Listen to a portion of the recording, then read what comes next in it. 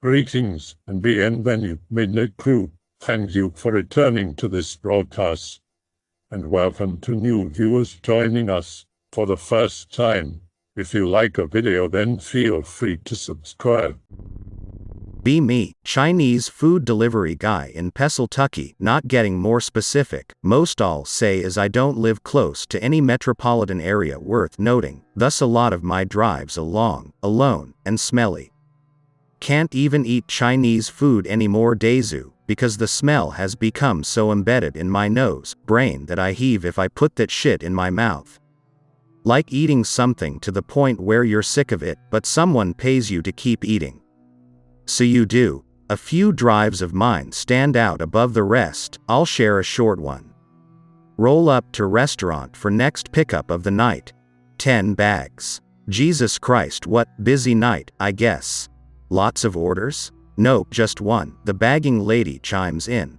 Excuse me, what? One person ordered 10 bags of Chinese food. Bill is massive, easily floating the $500 range. Address is one I've never seen before and it's far. Kind of excited because this should be one hell of a tip. Begin driving and taking in the details in case this dude orders again in the future. Place is remote as fuck. Every couple of minutes some sort of key road feature becomes absent due to how far I'm going. First, the sidewalks stop running alongside the roads, then the street lamps, then the lines on the road. Soon I begin hitting random interim gravel beds. Jesus Christ, this won't be worth it if I snap my fucking axle. Arrive at address and it's literally just a stop in the road. No driveway, no sign, not even a fucking mailbox. Thinking GPS fucked up monumentally, call the guy to clarify the address. Gonna be mega pissed if I drove out here into Hickwoods just to get murdered. No answer. Fuck, begin to dial restaurant to confirm address sent to me, but before I can finish I'm stunned. Another car, oncoming, headlights on, etc. WTF is another car doing all the way out here. It begins slowing down. Welp guys drive by. It is nice knowing you all. Car stops right next to mine and he rolls his window down. It is then I realize he is a pizza delivery driver. He speaks, is this the exact same address I was sent to? Yeah, I guess dude. They order pizza? Yeah, huge order. He's excited, likely for the same reason as me. Big tip. It's then when someone comes out from the brush. Even bigger. Excuse me, what? Hey, guys, food. This dude stutters. He's throwing me off big time. I don't feel like I'm going to be murdered, at least not quickly. I'd have preferred the drive-by. He's holding a flashlight but isn't pointing it at anything, just kind of off to the side. He's standing in a painfully bad posture, like visible scoliosis, the kind you can identify at a glance. Thank you, for arriving first, he says as he snaps the flashlight directly at my face. Hey, cut that the fuck out, I snap in response. I don't enjoy 50 fuctillion lumens to the eyes. He snaps the light to the other driver's face. You lose, he says to him, but with absolutely no pause. What the fuck is going on here? Other driver and I look at each other with a mix of jittery fear and perplexion. Fuck this. In hindsight, this was not the best move, but I was sick of this gangly guy's attitude. I get out of the car and start unpacking the bags. He snaps the light to a spot on the road. Here, please. Meth confirmed, we'll get him next time. He snaps the light back and forth to the other driver's face and the spot he wants the food. Man, what the absolute fuck is your problem? PizzaBro shouts, hustling now. I feel you dude, I'm not enjoying this either. I finish unpacking my shit so I go to assist PizzaBro. Creep shines light at me. Don't help, he says with no pause and with his voice raised. Alright, sorry man. I didn't leave him, but I sat in my car and waited for him to finish, not leaving fellow delivery bro. During this downtime I get as good a look as I could get at this mong. Tall, but shitty posture keeps his standing height at around 5 foot several inches. I imagine if he stood up straight he would have easily been 6 foot several inches, his posture was that bad. I'm rattled. PizzaBro has begun hustling and cussing under his breath and I'm on the verge of a panic attack.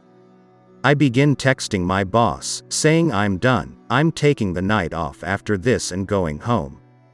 Not up for debate. When I look up, the PizzaBro is staring wide eyes, like his eyelids were completely retracted, staring in my direction. Then I notice gangly dude is standing right next to my driver's side window now. For fuck's sake, I'm done, so done. I'm holding back tears at this surprise because I didn't notice him move at all, didn't hear him, see him, nothing. Window, he says sharply. I roll it down. Yeah, that was fucking dumb, I know. Gangly guy slips an envelope through the window before it has even finished opening. What I'll see next I will never forget. He drops the envelope into my car and scuttles his way over to PizzaBro's car, stopping a few feet in front of him, light in his face. This fucker was running a beanbag race with no beanbag. That's perhaps the most precise way to describe how this fuck moved across the road. A rapid undulation that propelled him forwards. I can almost hear the audible pop that marked the end of my stress tolerance, the sound before people snap and do psychotic things. That's it, I can't take this, I'm fucking out. I shift into drive, I floor it, IDK where I am going, but if hell had an exit I was going to find it. I'm sorry PizzaBro, I can't take this shit anymore. It's a good 15 minutes of driving, it is then I realize I didn't count the total. It is also then I realize I don't give any fucks. I set GPS for home, don't stop back at Chinese restaurant, gunning it now, barely slowing down for turns. I get home, I get inside, I kill half a handle of whiskey, and go to sleep. For a while I was too nervous to go anywhere and too nervous to go on deliveries. This was not helped by the fact that a mere 3 days later, a missing person case was opened for a pizza delivery driver one town over. The search concluded that he had skid off the road and hit a tree because his car was found essentially wrapped around a tree. There were photos of the crash site from many angles. No sign of him, just the vehicle. The most fucked up thing, the bags from the food we delivered were in some of the shots and visibly torn into. Did you talk to the police? I mean, if it's the delivery guy you met, you might want to offer any information you have. Me again, I thought about this briefly, but I was a huge pussy. Basically, I went full bitch mode. The right thing to do would have been to give my side of the story, but again I was a terrified pussy. Doubled down on drinking and smoking to quell my anxiety because at the time I was in no shape to revisit the events of that night after seeing the crash photos. The thing is, the car appeared to be, in the photos, in about the same spot where the whole ordeal took place due to the bags, but that isn't a safe, solid assumption. Also, how do I explain the part where his car goes from being parked on the road to being wrapped around a tree like it had hit the thing at Mach 7? At this point, I'm simply glad I arrived first. Got any other good stories? Late night delivery services always seem to turn into nightmare fuel. Pretty accurate assessment. I met a lot of people when I drove for them, but I attribute that to mostly being in a junkie scattered part of Tlakaelel. Junkies could, in many situations, pass for possessed people or outright demons. But you aren't advised to stick around long enough to find out unless you like getting stabbed, chased, or shot over nonsense. This one was the opposite, very polite woman, too polite. Be driving a well-spread set of orders. Lots of deliveries, all annoyingly far from each other. Middle of the spread, drive to a surprisingly well-groomed house. Mowed lawn, trimmed shrubs, edged walkways, etc. Even a pink flamingo, vaporwave intensifies. Grab bags, tread up to the door and ding-dong, food is here. Woman's answers the door, she's wearing a checkered pantsuit. This is exclusively uncharacteristic for these parts. Literally only house and person like this. Good evening, she sings to me. Southern belle drawl, check. Freeze like the oddest, I am because this is all so out of place. Hello ma'am, good evening. Your total is $XX. No, I don't remember the amount lel. She takes my pen to sign and fumbles it. I notice she's only using one hand and her other is hidden behind the wall. Alrighty, this is yours. Hands me pen, and would you like this back? I'm sorry, would I like what? This, back. She yanks her hand from behind the door and is holding a leash for child or mangled animal. It was a perfectly intact chicken, on a leash. I wait for a moment, trying to give her time to further elaborate, but she doesn't. She's smiling politely, apparently fully expecting me to answer as to whether or not I want the chicken. No thanks, you can keep it, I manage to tell her. Are you sure? We're done with it. All good to go. Done with it? What were you doing to it, for fuck's sake? I will note this, looking back I was surprisingly calm during this whole exchange. Despite all the red flags, not once was I really fearful of what was happening, which is odd because I'm a little anxious bitch. I should have seen this Stepford wives shit and bailed, but I didn't. Sure, I'll take the chicken. Does it have a name? I notice the chicken isn't particularly mobile. It is very still, but it's still an intact chicken. His name is Michael. Please take care of him. He is the first of his kind. Dude, what are you smoking? I will take excellent care of him. Thank you and good night. She smiles quite widely and closes the door, Michael barely out of the frame. So much for taking care of him. I walk back to the car, Michael in tow, but something's off. I am by no means a farm hand, but I know what a chicken looks like when it walks.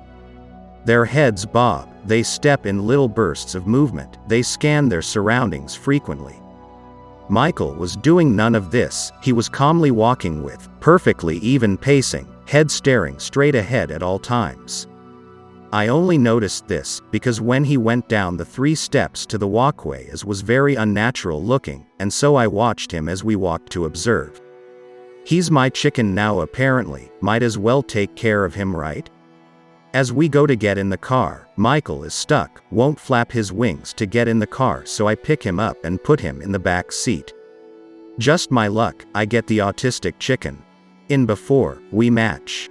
Fast forward, I'm working through my spread, trying to focus on driving, since I realized I'd spent a bit too long talking to the Stepford wife. I glance back periodically to check on Michael, but not once had he moved from where I had placed him. Last stop of the night, deliver food, the guy pays, doesn't tip me because he's broke, whatever man. Get in car, check on Michael, he isn't moving. Wave of panic, I check on him and he's cold, 100% dead, also oddly frothing at the mouth. Feel sad, didn't know him for more than one evening, but still upsetting when critters die. Also I'm a bitch, so this kind of things get me. Doesn't get me to do much though. I drive up the road a bit until I'm out of sight, take him out, kinda neatly place him in nearby brush and press F. Life goes on. I don't forget him though, not because he's a special chicken, but because of the exchange that led me to him. After what's to come, I'm certain I'll never forget. Fast forward a few months, slow evening for deliveries, about to leave for the night and get a last-minute order. Kinda want to bail, but boss shows me the address and it's the Stepford wife. Never mind, I'm invested now. Want to know what was up with Michael? Again, during my first encounter, I was completely devoid of stress and anxiety. Seeing the address pop up almost felt like an invitation. Drive on out, same clean house, same flamingo, etc. Get out, walk up and dingo dong the sequel. Good evening, she sings to me again, same checkered pantsuit, too. Hello again, remember me? I'm a creep, I know. She is unfazed, accepts food, signs with one hand again. Oh no, not again. Alrighty, this is yours, hands me pen, the remix, and would you like this back? I hesitate for some time. I likely already know what she's referring to, but I can't begin to understand this ritual happening between us. Sure, I'll take it, the chicken, right? Of course. That's what you brought me last time. She sings. Excuse me? I glance briefly at the order. She ordered chicken this time as well. I hesitate for some time once again, but this doesn't faze her. She doesn't ask me about my autism, just politely waits for me to accept the chicken. Sure, I'll take it. Alrighty, here you go. She pulls the leash around and wew lad, it's a fucking chicken. Thanks, bye. She closes the door, once again almost hitting the chicken. Didn't ask for the name, anticipated it dying soon anyway. This is not what would happen. And I didn't ask about Michael even though I thoroughly intended to. I can't explain it, I simply didn't. It had been my foremost thought on my mind for the drive up until it simply wasn't. Get into the car, total silence as I try to process the information, but something felt wrong. It was as if my brain treated the obvious final conclusion as a taboo. Trying to believe what I had heard resulted in a fuzzy head high that disoriented me, until I found myself posing the question again from the beginning. I drive off. I make it about 50 feet before two things happen. 1. The conclusion finally became thinkable. I could think about it without my mind becoming a sat dish during a heavy rain. 2. I am hit with perhaps the worst anxiety of my life. This wasn't a panic attack, just a wave of fear and chills. If you have ever browsed creepy pictures and found something unexpectedly disturbing and gotten chills, imagine that, but experiencing it for a solid 10 seconds straight. Needless to say, I found myself slamming the brakes to cope so I wouldn't actually die. I sat quietly for a while and decided to let Michael 2.0 out of my car, because I didn't want anything to do with that address anymore. I placed him by the roadside and he stood totally still, unmoving, which now felt incredibly vulgar to watch. Seeing this animal behave so atypically brought the chills back, and so I rushed to the car and left him. I didn't look back. Call boss, going home. He doesn't care because it's the last delivery anyway. She would order twice in the future, but I refused to go there again, so the other driver would go instead. I asked him about his experience after his first trip and he said it was fine. I never asked him about his second trip because afterward he called in sick for 5 days straight and was ultimately fired for this behavior. Maybe they fed the chicken drugs or chemicals or something. Much as I like creepypasta monster stories, these are better since anything can happen in a sketchy enough area with other humans. Thanks for the story, keep 'em coming. This is possible, yes, and perhaps more believable than my conclusion.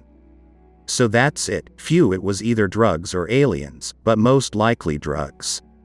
Thank you, not sure why I didn't make that connection earlier.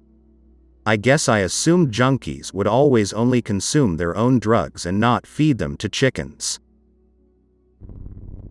I hope that you enjoyed tonight's broadcast. If you enjoyed tonight's story, then please subscribe to the channel, as more Greentext will appear daily. A new broadcast will appear when the clock strikes midnight Central Time.